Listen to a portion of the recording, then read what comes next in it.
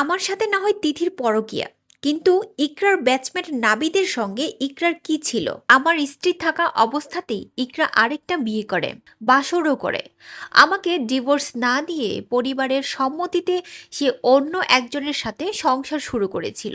অভিনেতা জাহের আলভির এই একটি কথাতেই এখন তোলপাড় সোশ্যাল মিডিয়া। কিন্তু গল্প কি শুধু এখানেই শেষ? না, এতে জড়িয়ে আছে মদ, নেশা আর সিসিটিভি ফুটেজের এক রহস্যময় জাল। আলভি দাবি করছেন 2010 সালে পালিয়ে বিয়ে করার পর দুই পরিবার তাদের ধরে ফেলে। এরপর ইকরাকে তার পরিবার জোর করে বা ইকরার সম্মতিতে অন্য জায়গায় বিয়ে দেয়। আলভির ভাষ্যমতে একজন স্বামী হয়ে এই পরিস্থিতি বয়ে বেড়ানো কতটা কষ্টের তা শুধু আমিই জানি। তবুও ভালোবাসার টানে তিনি ইকরাকে ক্ষমা করে বুকে টেনে নিয়েছিলেন। গল্পের মোড় ঘুরে আলভি নেপাল যাওয়ার পর আলভির অভিযোগ, তিনি যখন নেপালে তখন 25, 26 এবং 27 তারিখ টানা 3 দিন ইকরার বাসায় বন্ধু বান্ধবদের আড্ডা চলত।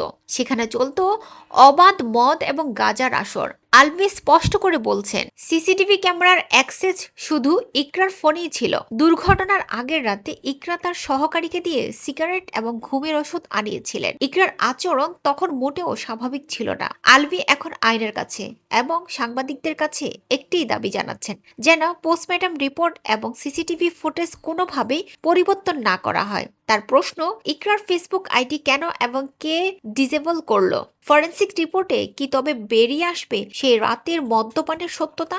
পরকীয়া নাকি প্রতিশোধ? আলভি বলছেন, ইকরা তাকে ভয়ঙ্কর ভালোবাসতেন, কিন্তু মাঝখানের এই মানুষগুলো আর মাদক কি সব শেষ করে দিল?